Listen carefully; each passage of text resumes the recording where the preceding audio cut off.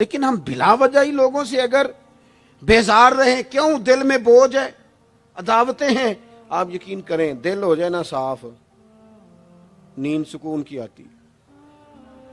دنیا میں سب سے زیادہ مطمئن وہ بندہ ہے اللہ نے جہاں رکھا ہے وہاں راضی ہے۔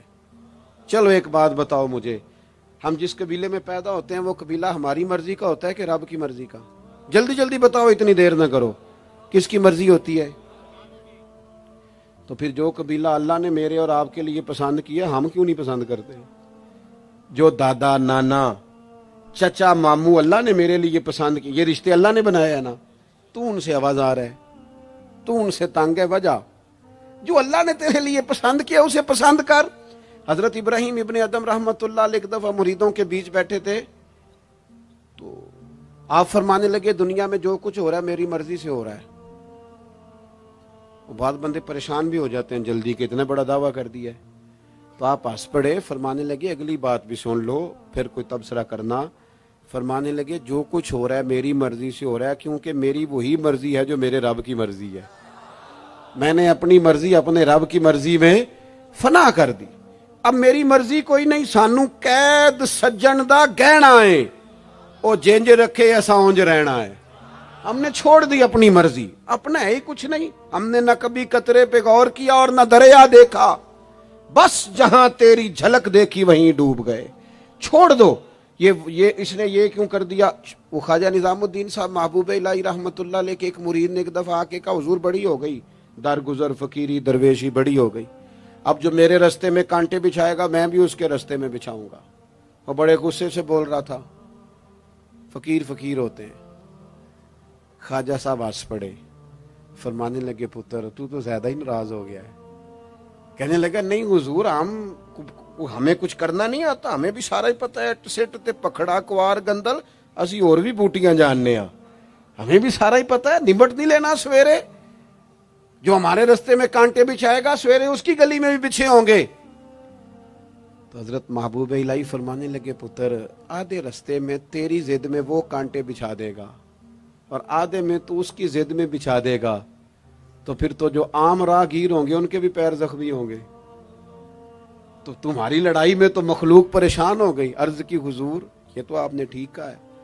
فرمانے لگے اگر چاہتے ہو نا دنیا کانٹوں سے نہ بھرے اور لوگوں کو تکلیف نہ ہو تو ایک دوسرے سے تکلیف چھوڑ دو۔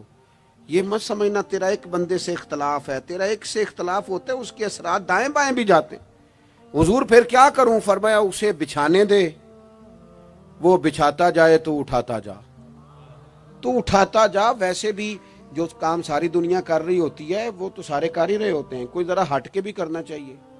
جتن جتن تے ہر کوئی کھیڈے، جتن جتن تے ہر کوئی کھیڈے، تو ہارن کھیڈ فقیرا، جتن دا مل کوڈی پیندا ہی ہارن دا مل ہیرا۔ کبھی بندہ ہارے بھی اپنے دل سے بوجھ اتار دے، نفرت کو دور کر دے۔ عداوت دشمنی اگر کسی وقت رکھنی ہے تو اللہ رسول کے دشمن سے۔ اشداء علی الکفار، اپنوں کے لیے کیا ہے، خوش عقیدہ کے لیے کیا ہے، رحماء بینہم۔ میرے عزیز ترمذی میں حدیث ہے، اپنی بات کو حوالہ دے کے مضبوط کر دوں، ترمذی میں حدیث ہے، نبی پاک علیہ الصلوۃ والسلام نے حضرت انس بن مالک سے فرمایا تھا، اے انس، اے میرے بیٹے، تم سے ہو سکے تو صبح اس حال میں کرنا کہ تمہارے دل میں کسی کا بغض نہ ہو۔ اور اگلے لفظ حدیث کے یہ ہیں، حضور فرمانے لگے یہ میری سنت ہے، یہ میرا طریقہ ہے، اپنے دلوں کو عداوتوں سے پاک کریں۔ اور پانچویں بات، اور بس اسی کے آگے پیچھے میں نے اپنی بات کو سمیٹ دینا ہے، میرا مضمون مکمل ہو گیا۔ حضور کی ایک بہت بڑی سنت، نبی پاک علیہ السلام کی ایک بہت بڑی ادا، وہ پتہ کیا ہے؟ وہ ہے دوسروں کا احساس کرنا،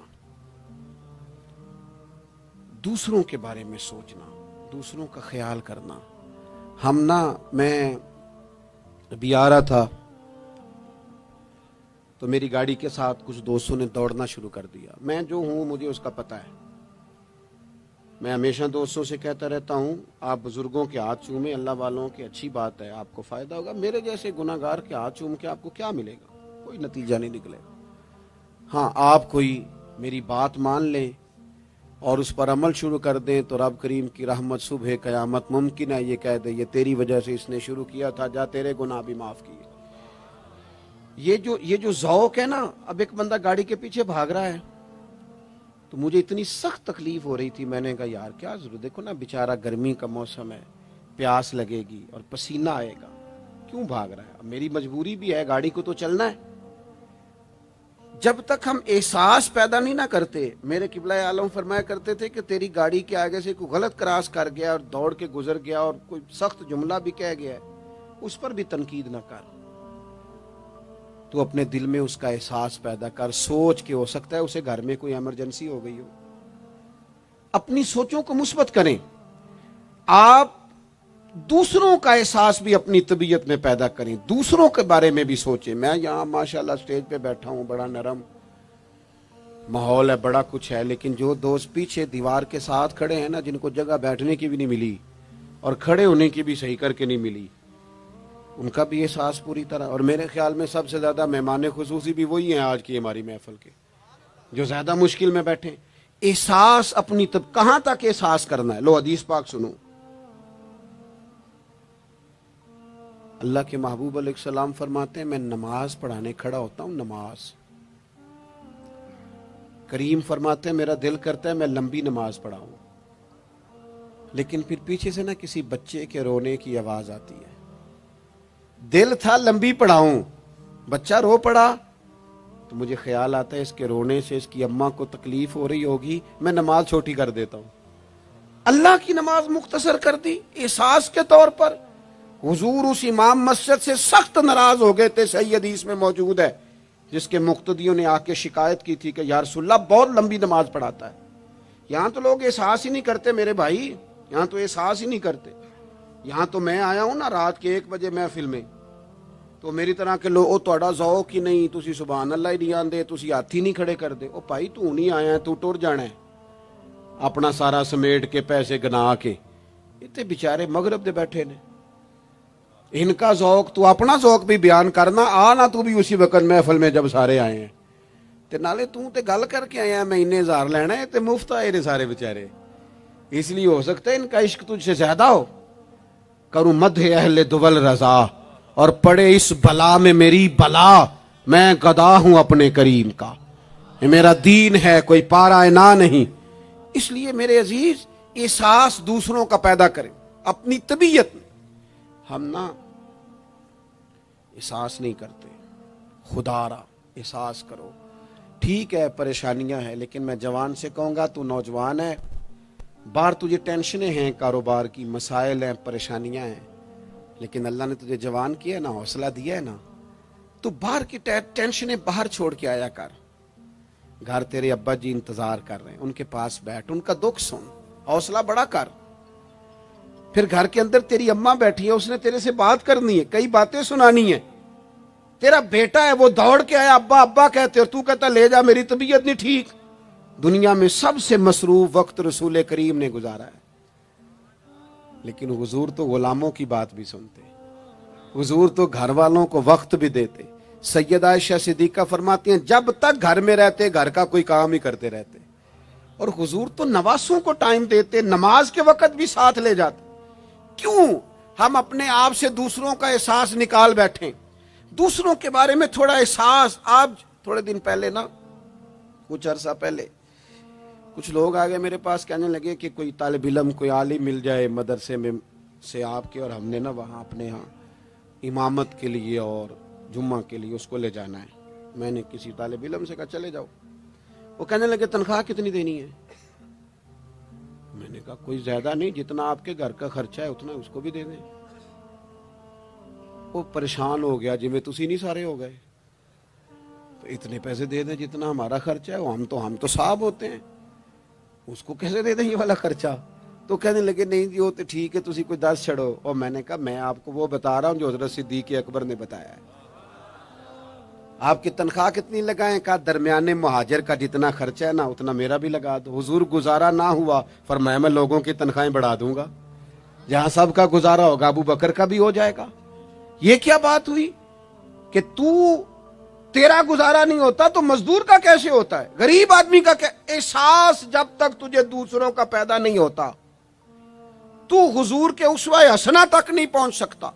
تو نے نبی پاک کا طریقہ نہیں اپنایا. یہ پتہ ہے حضور جو غاروں میں روتے تھے اور سارا دن تبلیغ کرتے تھے اور طائف تشریف لے جاتے تھے اور عکاظ کی منڈیوں میں جاتے تھے، یہ احساس تھا، یہ درد تھا جو میرے محبوب کو لے جاتا تھا. احساس تھا. حضور چاہتے تھے رب کا کوئی بندہ دوزخ میں نہ جائے. اللہ کے محبوب رات کو روتے، دن کو تبلیغ کرتے، گلی گلی جاتے، لوگوں کو سمجھاتے. کوئی ایک بار دین کی بات پوچھتا، 10 بار بھی اس سے پوچھتا تو بتاتے. کیوں؟ احساس ہے. بات ختم کرنے لگا ہوں. سیدہ طیبہ طاہرہ ام المومنین سیدہ عائشہ صدیقہ رضی اللہ تعالیٰ عنہ فرماتی ہیں، ایک دن حضور مجھ سے فرمانے لگے، کریم فرمانے لگے، عائشہ ایک بات بتاؤں تمہیں؟ یا رسول اللہ فرمائیے.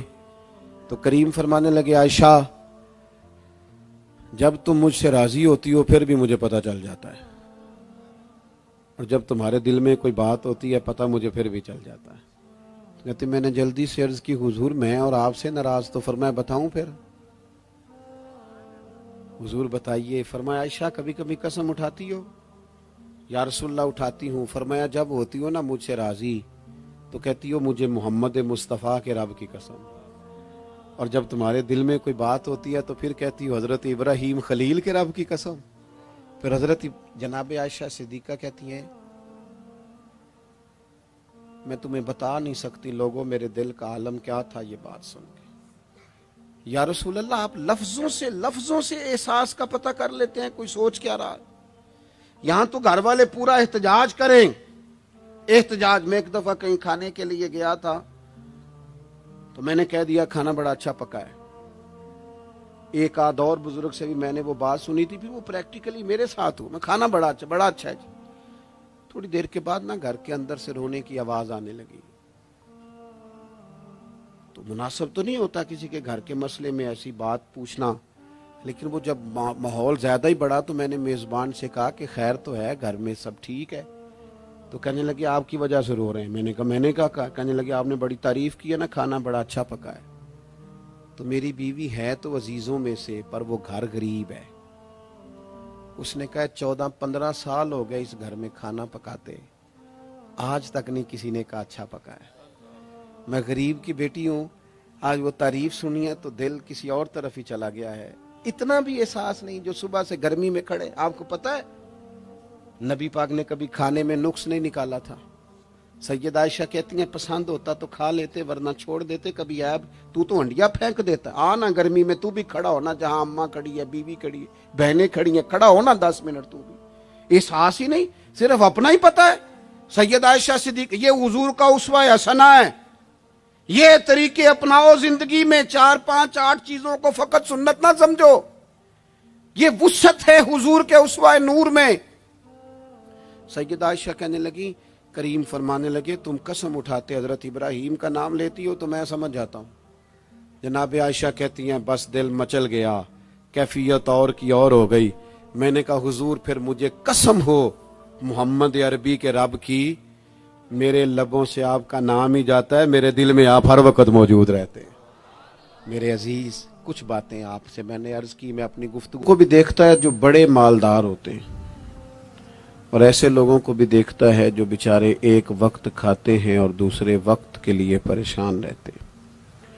اپنی زندگی میں وہ صحت مند، توانا، خوبرو لوگوں کو بھی دیکھتا ہے، اور بیمار اور کمزور، ضعیف اور ناتواں لوگوں کو بھی دیکھتا ہے. اس کے ارد گرد ایسے لوگ بھی ہوتے ہیں جو بڑی خوش و خرم زندگی گزار رہے ہوتے ہیں، اور ایسے لوگ بھی ہوتے ہیں جو کسی وجہ سے پریشان، تکلیف میں گھٹے گھٹے سے ہوتے ہیں. انسان اپنے ماحول سے بھی سیکھتا ہے، معاشرے سے بھی سیکھتا ہے، اور پھر جب وہ لوگوں کے قریب جاتا ہے اور اپنے گھر سے اٹھ کر وہ لوگوں سے ملاقات کرتا ہے تو مختلف قسم کے مشورے، مختلف قسم کی آراء اور مختلف قسم کے مشیر اسے ملنا شروع ہو جاتے ہیں. ان ساری چیزوں کے ماحول میں انسان کی سوچیں پنپتی ہیں، اور اسے بالیدگی کا موقع ملتا ہے، وہ باشعور ہونے لگتا ہے، پھر وہ کسی ایک جگہ ٹھہر جاتا ہے۔ بعض اوقات کسی مالدار کی طرف دیکھ کر پوری طرح رک جاتا ہے اور سوچتا ہے کہ نہیں، میں پیسہ ہی کماؤں گا تو پھر ہی ٹھیک ہے۔ بعض اوقات کسی مشہور آدمی کو خوش قسمت سمجھ لیتا ہے اور پھر وہ کوشش کرتا ہے کہ جتنے بھی جتن کیے جائیں کسی بھی طریقے سے شہرت حاصل کی جائے۔ وہ اس طرح کر کے ہماری ملت کے جوان بھی، ہمارے لوگ بھی، پھر میں نے ایسے لوگوں کو بھی دیکھا ہے جو اگرچہ بہت بڑے کسی ادارے سے پڑھے ہوئے تھے اور مالدار تھے اور وزادار تھے، اور انہوں نے یہ دیکھا کہ پاکستان میں آ کر، یہاں پہنچ کر مجھے خدمت کا کام کرنا چاہیے، آئے، اچھی نیتوں کے ساتھ آئے ہوں گے، کوئی ان کے پیچھے نیک مقاصد ہی ہوں گے، لیکن جب انہوں نے پاکستانی سیاست کا ماحول دیکھا نا، تو پھر نہ ڈگریاں نہ تعلیم کچھ بھی نہیں، وہ جس طرح کا ماحول تھا اسی طرح کے بن گئے، روایتی ہو گئے، کسی نہ کسی کے پیچھے یوں ہی لوگ لگ جاتے ہیں اور طرز زندگی اختیار کرتے ہیں۔ ہمیں لگنا ہوتا ہے کسی نہ کسی کے پیچھے، ہم پیروی کرتے ہیں لوگوں کی، لوگوں کو دیکھتے ہیں، اس حساب سے ہم اپنے آپ کو مرتب کرتے ہیں۔ پھر میرے بھائیوں، ایک مسئلہ اور بھی ہوتا ہے، انسانوں میں صرف خوبیاں نہیں ہوتی، عام انسانوں میں بشری کمزوریاں بھی ہوتی ہیں۔ ہم بعض اوقات کسی کے پیچھے چلتے ہیں تو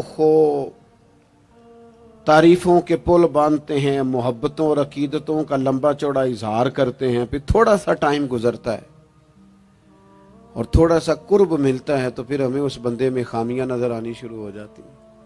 کورے ورک کتاب نہیں ہوندے، پتھر دل گلاب نہیں ہوندے، سجنا پہلو ہی سوچ کے لائیں پھر یاراں نال حساب نہیں ہوندے۔ سوچتے نہیں، سمجھتے نہیں، غور نہیں کرتے، جذباتی فیصلے کرتے ہیں، ماحول جذباتی ہے۔ یا آپ دیکھیں نا، میں کسی جگہ پہ پہنچتا ہوں تو رکنا، بیٹھنا، چلنا پھرنا دوست مشکل کر دیتے ہیں، ایک منٹ کے لیے کہیں کیمرہ بند نہیں ہوتا۔ آپ بڑے تھکے ہوئے بھی ہوں تو آپ صحیح کر کے کہیں بیٹھ نہیں سکتے، چونکہ آپ کے چاروں جانب تو کیمرہ چل رہا ہے، کیسے بیٹھے؟ نبی کی زندگی بہترین نمونہ ہے، ایک کامل اسوہ حسنہ تمہیں دیتے ہیں، کامل، مکمل۔ نبی پاک علیہ الصلوۃ والسلام کا جو وجود اطہر ہے نا، ایسا وجود اس کے اندر اللہ تعالیٰ نے ظاہری اور باطنی، یہ میں کسی جوش سے نہیں بول رہا، میں بڑی ہوش سے بات کر رہا ہوں، آپ سے بھی گزارش کرتا ہوں ہوش سے سننا۔ یہ بات میں درجنوں اور بیسیوں کتب کا نچوڑ آپ کے سامنے رکھ رہا ہوں۔ اللہ تعالیٰ نے نبی پاک علیہ الصلوۃ والسلام کے اندر ظاہری باطنی ساری خوبیاں بھر کے اپنے محبوب کو دنیا میں مبعوث فرمایا ہے، نہیں کھلا دیے، وہ جس راہ چل دیے ہیں کوچے بسا دیے۔ بعض لوگ ناراض نہ ہونا مجھ سے، بعض لوگ ہنستے ہیں، سونا نہیں ہنستے، ہنستے ہیں پر سونا۔ سیدہ طیبہ طاہرہ حضرت عائشہ صدیقہ فرماتی ہیں، حضور مسکراتے تھے لیکن اس مسکرانے میں بھی عجیب وزاداری تھی، ہنستے تھے کھل کھلا کے نہیں ہنستے تھے، اس میں کہا نہیں لگتا تھا، آوازیں نہیں پیدا ہوتی تھی، یعنی سونا، ہنس بھی جاتے تھے لیکن اس کے اندر بھی عجیب لطافت تھی۔ وہ کیسا ہنسنا تھا؟ صحابہ فرماتے ہیں حضور ہنستے، مقدس دانتوں میں سوراخ تھا، زیر لب مسکراتے، اور وہ جو حضور کے مقدس دانتوں میں مقدس سوراخ تھا نا، جب حضور ہنستے اس سے نور نکلتا اور مسجد نبی کی دیواریں بھی روشن ہو جاتی۔ یعنی ایسا نہیں ہنسنا جس طرح کوئی میری طرح کا آدمی ہنستا ہے تو لوٹ پوٹ ہو جاتا ہے اور اس ہنسنے کے اندر کئی دفعہ وزاداری قائم نہیں رہتی، کئی دفعہ اس کے اندر وہ وقار قائم نہیں رہتا۔ حضور ہنستے تو تبسم کرتے، یعنی ہنس بھی رہے ہیں تو ہنسنا بھی بڑا ہی باکمال ہے۔ اور میرے اعلیٰ حضرت تو کہتے ہیں بس وہ ہنس پڑتے تھے फिर जो उम्र भर के रो रहे होते थे ना, वो हुजूर का हंसना देख के हंस पड़ते थे। गोया ना जहां जहां खिजा होती थी बहार आ जाती थी, जहां जहां दुख होते थे सुख आ जाते थे, जहां जहां भी कोई कमजोरी होती थी, खुदा कहते हैं जिसकी तस्कीन से रोते हुए हंस पड़े, उस तबस्सुम की आदत पे लाखों सलाम। एक तो उनका हंसना बड़ा बाकमाल था, और फिर यह था कि उनका रोना भी बड़ा बाकमाल था, बड़ा बाकमाल। नहीं वो कभी रो पड़े और कभी करीम की आंखों में आंसू आ जाए, और कभी उनके चेहरे पर अफसुर्दगी आ जाए, तो यूं लगता था कि फूलों ने खिलना छोड़ दिया है, कलियां अपनी जगह से हट गई हैं। समुंदर ने कहा नहीं नहीं अब शोर नहीं करना। यूं लगता था कि तितलियां अपनी जगहों पे बैठ गईं। जब वो कभी रोते थे तो यूं महसूस होता था कि जैसे चांद कहता है कि नहीं अब मैंने नहीं खुल के चमकना, महबूब तो रो पड़े। और कभी करीम रोए, आंखों में आंसू आए, तो उनके रोने में हुस्न इतना था, कमाल इतना था कि जिब्रील अमीन आए और आके अर्ज गुजार हुए, या रसूल अल्लाह, सारे भेद जानने वाला रब पूछता है, करीम से पूछो ना, महबूब से पूछो ना रोए क्यों हैं। ये रो पड़े हैं, क्यों रोए हैं? सारे भेद जानने वाले मालिक क्यों रोए? तो महबूब फरमाने लगे, जिब्रील, उम्मत का कयामत का हिसाब, कयामत की गर्मी, अल्लाह ताला का कुर्सी अदालत में अपनी शान के लायक जलवा फरोज होना, उम्मत की कमजोरियां, सुस्तियां, गफलतें, इनको याद करके रो पड़ा हूं। गमे उम्मत ने निढाल कर दिया है। हजरत जिब्रील बारगाह इज़वी से पैगाम लाए, महबूब करीम सल्लल्लाहु ताला अलैहि वसल्लम ने, हुजूर रोए। तो जब जिब्रील अमीन ये पैगाम लेके लौटते हैं तो रब करीम ने क्या फरमाया? आपकी तवज्जो है मेरी बात पर? मालिक करीम ने क्या फरमाया? वो आयत नाजिल हुई जिसके बारे में इमाम ज़ैनुल आबिदीन रदी अल्लाह ताला अन्हु फरमाते हैं, कुरान में सबसे उम्मीद वाली आयत ये है। रोए हुजूर और जनाब जिब्रील पूछ कर वापिस गए तो रब करीम ने फरमाया, जाके मेरे महबूब से फरमा दें, वाला सौफ युतीका रब्बुका फतरदा, महबूब रब आपको इतना देगा कि आप अपने रब से राजी हो जाएंगे। महबूब आपको राजी करेंगे, ना रोएं, आपको राजी करेंगे आप। और हुजूर क्या फरमाते हैं? फरमाया, जब तक मेरा एक उम्मती भी दोज़ख में, मैं कोई नहीं राजी होता। अल्लाह, क्या जहन्नुम अब भी न सर्द होगा? रो रो के मुस्तफा ने दरिया बहा दिए। हुजूर का हंसना भी बाकमाल, रो देना भी बाकमाल, उनका किसी बंदे से मोहब्बत से उठ के गले लगाना भी बाकमाल। और कभी हुजूर जलाल करें तो महबूब फरमाने लगे, मैंने दुआ मांगी है, ए अल्लाह, अगर मैं किसी को झिड़क दूं तो उतना सवाब देना जितना तू फर्द नमाज का सवाब देता है। यहां ये भी हर जाविये से, हर निगाह से, मैं क्या आपको अर्ज करूं, हमने न कभी सीरत बयान की, मेरी तरह के लोगों ने, ना कौम उस तरह से सीरत को पढ़ती है। सीरत नबवी का एक एक पहलू कभी खोला जाए। ये जो जमाने में बेचैनी पाई जाती है ना, बेकरारी पाई जाती है, और ज़हनी इंतशार है, और फिक्री उलझाव है, और टूटती बिखरती सोचें, ये सारी खत्म हो जाए। ऐसा ठहराव नसीब हो, जीने का भी मजा आए और मरने का भी मजा आए। अगर हुजूर की सीरत मुकद्दसा को समझा जाए तो महबूब की जिंदगी हर तरह से कामिल है, मुकम्मल है, अकमल है।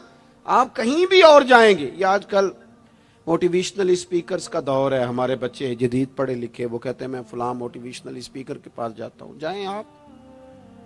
बहुत सारे लोग ऐसे, उन्हें कहें तो वो बाज नहीं आते, वो तजर्बा करके बाज आते हैं।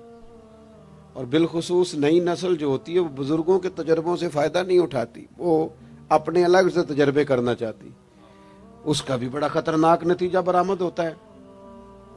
तो कोई बंदा भी जो आपको मोटिवेट करता है ना किताब व सुन्नत के बगैर, کوئی بھی آپ کو موٹیویٹ کر رہا ہے، وہ کیا کچھ کہہ رہا ہے، کیا کر رہا ہے، وہ کبھی بھی آپ کو تعلیم صحیح نہیں دے سکتا۔ کیوں؟ اس لیے کہ جو تعلیم وحی الہی کے بغیر ہوتی ہے وہ ناقص ہوتی ہے۔ انبیاء کی تعلیم وحی الہی کے ساتھ، لہذا اگر کوئی آدمی آپ کو موٹیویٹ کرتا ہے کتاب و سنت کے ساتھ، وہ آپ کو درست سمت لے کے جائے گا، ورنہ تو ہر آدمی آپ کو الجھا دے گا۔ میرے بھائی، نبی پاک کا اسوہ حسنہ، ہمارے ہاں لوگوں نے سنت شریعت سمجھ کس کو لیا ہے؟ ہمارے ہاں لوگوں نے سنت شریعت سمجھا ہے صرف پگڑی باندھ لی، بہت عظیم سنت ہے امامہ باندھنا۔ بعض لوگوں کا خیال ہے صرف داڑھی رکھنا، داڑھی بہت عظیم سنت، بہت عظیم سنت، انبیاء کرام کی پسند ہے۔ اور آپ کو پتہ ہے اللہ تعالیٰ نے عورتوں کو داڑھی دی ہی نہیں، یہ مرد کا زیور ہے۔ ہاں یہ مردانہ کام ہے، داڑھی مرد کا زیور ہے۔ اور پھر یہ آپ کے جسم کا حصہ ہے، داڑھی کا وزن کوئی نہیں ہوتا۔ پوچھ لیں جنہوں نے بڑی رکھی ہے، بے شک ان سے بھی پوچھ لیں، یہ وجود کا حصہ ہے، اس کا کوئی وزن، کوئی پریشانی۔ اور ایک اور بات نوجوانوں آپ سے کہہ دوں چلتے چلتے، بغیر داڑھی کے آپ سونے لگ رہے ہوں تو لوگ کہیں گے پیارے لگ رہے ہو، اچھے لگ رہے ہو، خوبصورت لگ رہے ہو۔ اور داڑھی کے ساتھ اگر کسی کو پیارے لگو نا تو جو تعریف کرے گا وہ تو تعریف ہی بڑی روحانی قسم کی ہے، وجدانی۔ یعنی آپ داڑھی کے ساتھ اچھے لگیں تو لوگ کہتے ہیں کتنا نورانی چہرہ ہے۔ اب دیکھو اس تعریف کے پیچھے جو جملوں کی ترتیب ہے اس میں حسن کتنا، داڑھی، امامہ، سفید لباس، اور پھر یہ کہ مسواک کرنا بڑی اعلیٰ سنتیں، میٹھا کھانا بڑی اعلیٰ سنت۔ لیکن یہی 4-5 سنتیں نہیں میرے بھائی حضور کی، یہ بہت بڑا مسئلہ ہے۔ بعض لوگ سمجھ فلاں جی سنت شریعت پہ عمل کرتا ہے، کیا کرتا ہے کہ داڑھی پگڑی والا ہے، وہ خدا کے بندے یہ عظیم سنت ہے، کون اس کا انکار کر رہا ہے؟ لیکن نبی پاک کا تو اسوہ حسنہ ہے، اس کے پیچھے تو پوری زندگی ہے۔ ادھر دیکھو میری، اچھا پھر ایک اور بات، بعض لوگ سمجھتے ہیں میٹھا بولنا صرف سنت ہے اور اخلاق کی علامت ہے، صرف میٹھا بولنا۔ آپ نے ناراض نہیں ہونا، میٹھا تو بعض بندے اپنے مطلب کے لیے بھی بولتے ہیں، وہ کام نکلوانے کے لیے بڑا میٹھا میٹھا بول رہے ہوتے ہیں۔ اور یہ سنو میرے بھائی، صرف میٹھا بولنا ہی سنت نہیں، ہمیشہ سچ بولنا سنت ہے، ہمیشہ صحیح بات کرنا، دیانتدار رہنا۔ تو سمجھتا ہے 4 5 6 8 چیزیں ہی سنت ہیں؟ او خدا کے بندے، نبی پاک کی جو ادا سب سے پہلے دنیا کے سامنے آئی اور حضور کی جس ادا سے، سنت سے لوگوں کو سب سے پہلے واقفیت ہوئی، شور نہیں پڑ جاتا کسی چیز کا دنیا میں، معاشرے میں فلاں بندہ یہ کرتا ہے، فلاں ایک بندے کا ایک چیز تعارف بن جاتی ہے، تعارف۔ کوئی چیز لوگوں کے وجود کے ساتھ، نام کے ساتھ سابقہ لاحقہ بن جاتی ہے۔ جو چیز سب سے پہلے جس سے لوگوں نے میرے نبی پاک کا تعارف کیا اور لیا، ادھر دیکھو نوجوانوں میری طرف، جس چیز سے سب سے پہلے حضور کی جس ادا سے لوگ واقف ہوئے تھے وہ تو صادق اور امین ہونا ہے۔ سب سے پہلے لوگ واقف ہوئے تھے کہ ہمیشہ سچ بولتے ہیں، ہمیشہ سچ۔ ملت کا جوان تو لوگوں کو ہنسانے کے لیے جھوٹ بولتا ہے، کوئی فائدہ نہیں، کوئی فائدہ نہیں۔ جھوٹ بولنے کے لیے ڈنگے مارتے ہیں، بڑھ کے مارتے ہیں، میں یہ ہوتا ہوں، میں وہ ہوتا ہوں۔ جھوٹ بولتے ہو، کیوں زیادتیاں کرتے ہو اپنے ساتھ؟ نبی پاک علیہ السلام کی تو پہلی ادا، پہلی سنت جس سے لوگ واقف ہوئے وہ صادق اور امین ہونا ہے، اور لوگ کمزوری دکھاتے ہیں۔ میں آپ سے عرض کروں، آج پتہ ہے میرے ملک کا حال کیا ہے؟ آج اتنے درد میں ہیں لوگ، اتنی تکلیف میں ہیں۔ امیر لوگ تو پیٹرول پہ بحث کرتے ہیں، پیٹرول پہ زیادہ تر وہ لوگ بحث کرتے ہیں جن کی گاڑیاں بڑی ہوتی ہیں۔ غریب پیٹرول پہ بحث نہیں کرتا، وہ تو کہتا ہے کرایہ 10 روپے بڑھ گیا بس کا، کیونکہ اس کو تو بس میں آنا جانا ہے، پیٹرول سے تو اس کا لینا دینا نہیں۔ یہ تو امیروں کی باتیں، تگڑے لوگوں کی باتیں۔ یہ سارا عالم، اس ملک کا سب سے بڑا مسئلہ نہ قانون کا ہے، نہ معیشت معاشرت کا ہے، اس ملک کا سب سے بڑا مسئلہ دیانتداری کا ہے۔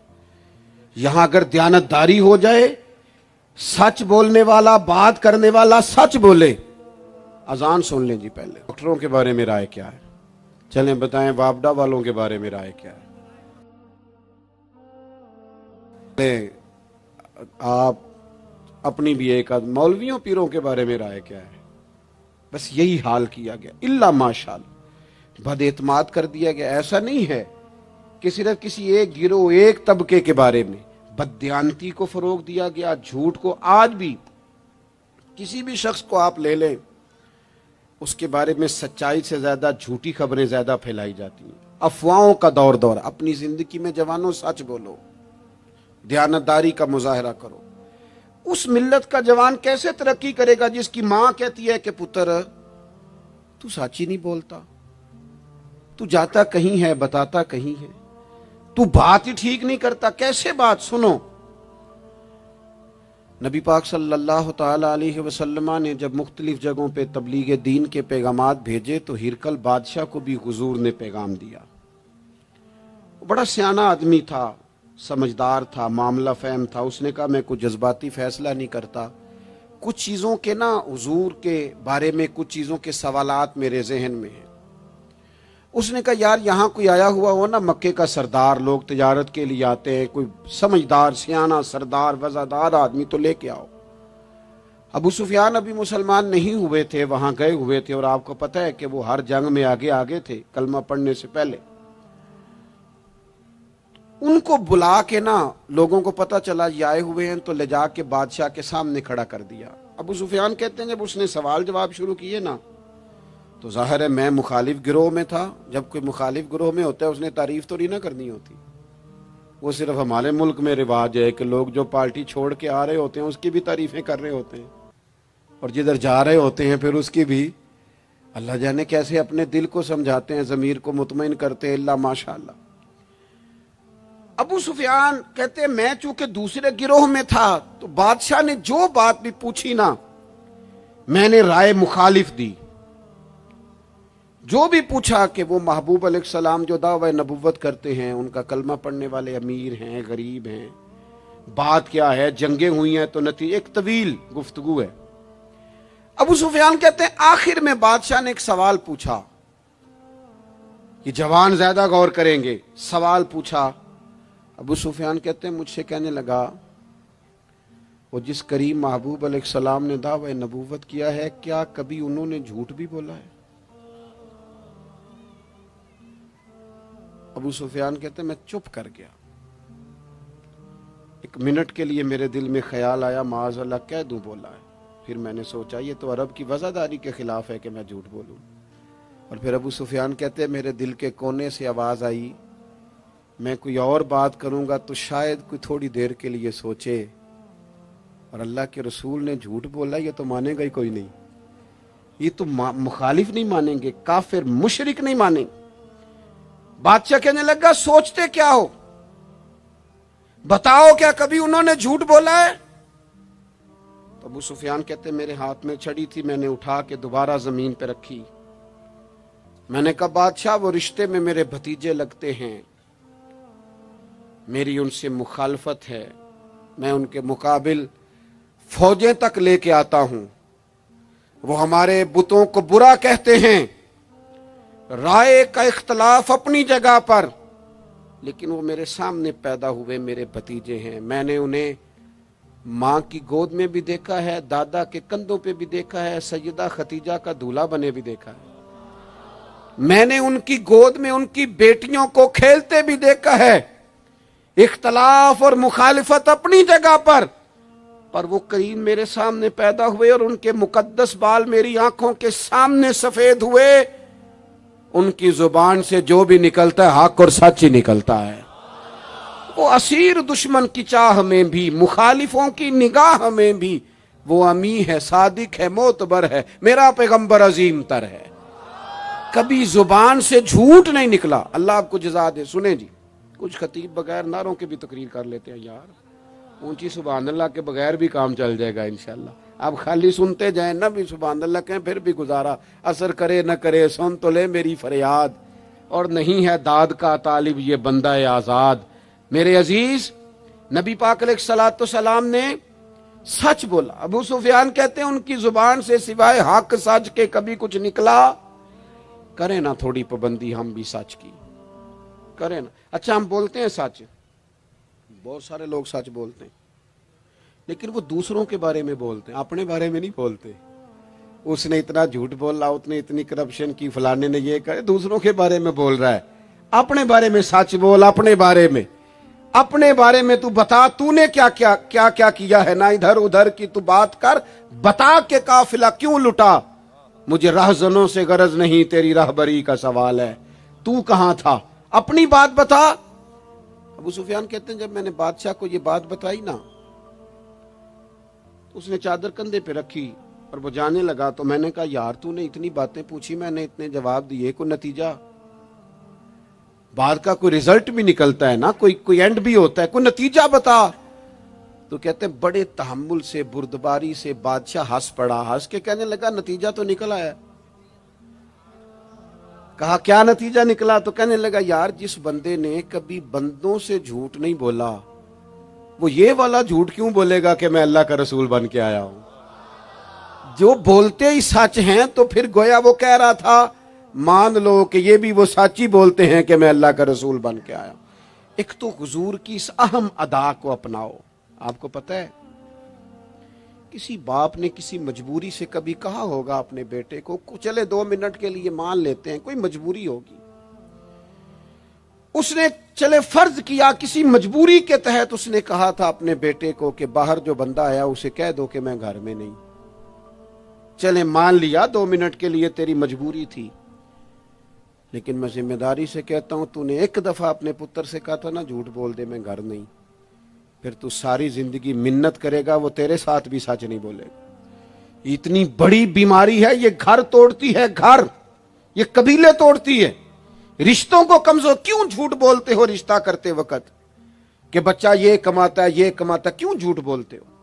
صاف ستھری 2 ٹوک بات کرو. اتنا بڑا رشتہ میاں بیوی کا جو اللہ کی نشانیوں میں سے نشانیاں جھوٹ پر قائم کرتے ہو. بیٹی کے والدین بھی اللہ ماشاءاللہ جھوٹ بولتے ہیں, یہ دے دیں گے یہ دے دیں گے. بعد میں کہتے ہیں لڑکے والے لالچ کرتے ہیں, آپ نے پہلے لالچ خود پیدا کیا, کیوں کہانیاں سنائی. اتنا اہم رشتہ جس کی بنیاد پر سارا گھر چلنا تھا, وہ رشتہ ہی بد اعتمادی پر قائم ہے. جب ایک دوسرے پر اعتماد ہی نہیں ہے تو سکون کیسے آئے گا؟ اپنی زندگی میں سچ لاؤ. دولت لانے سے زیادہ ضروری سچ لانا ہے. گھر میں مہنگی چیزیں لانے سے بہتر ہے اپنے گھر میں سچ لے آؤ, دیانتداری لے آؤ. گھر بھی بچ جائے گا, قبیلہ بھی بچ جائے گا. ذمہ داری سے کہتا ہوں سچ بولو, دیانتدار ہو جاؤ, ملک بھی بچ جائے گا. اس امت کا بھلائی اس کام میں ہے, یہ حضور کا اسوہ حسنہ ہے. اور تیسری بات, نبی پاک کی سنت صرف مسواک لے کے دان صاف کرنا ہی نہیں, دل صاف رکھنا بھی میرے نبی کی سنت ہے. دل صاف رکھنا بھی حضور کا طریقہ. دل بڑے بوجھ ہوتے ہیں ہمارے دلوں پر, مفت کی ناراضگی, کوئی لینا دینا نہیں.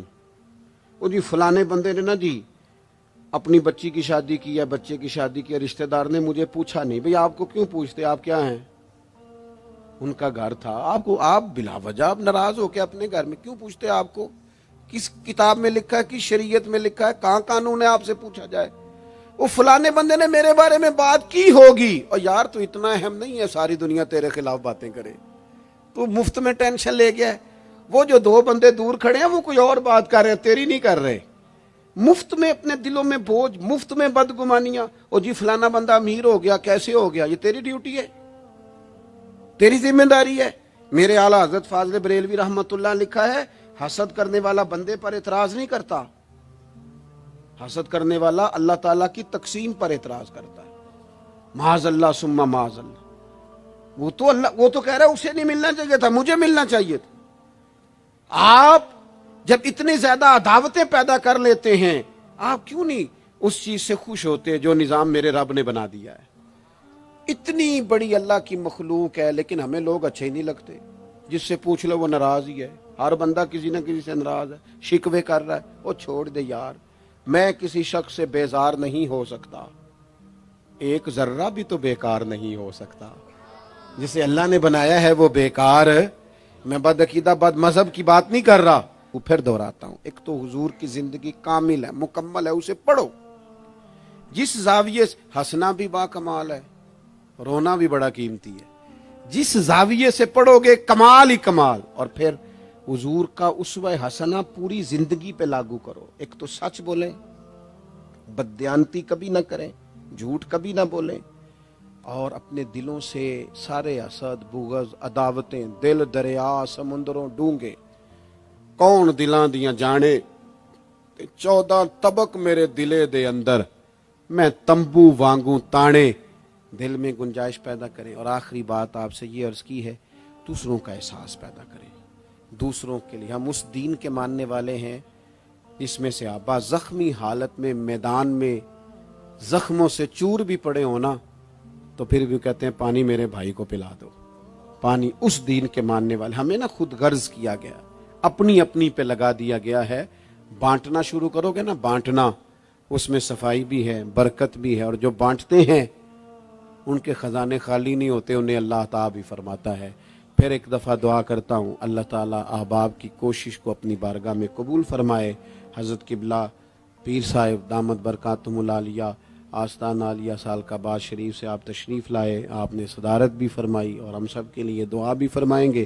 اللہ تبارک و تعالیٰ اس بزم نور کو قبولیت کا درجہ عطا فرمائے. وما علینا الا البلاغ.